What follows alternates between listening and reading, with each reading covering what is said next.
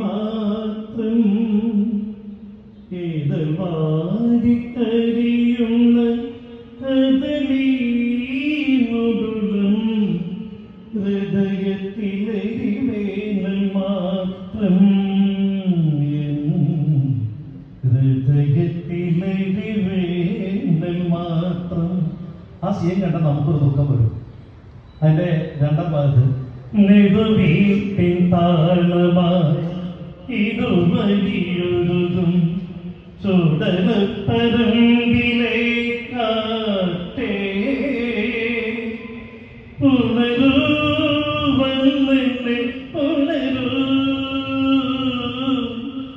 ഉണരൂ വന്നെന്നെ ഉണരൂ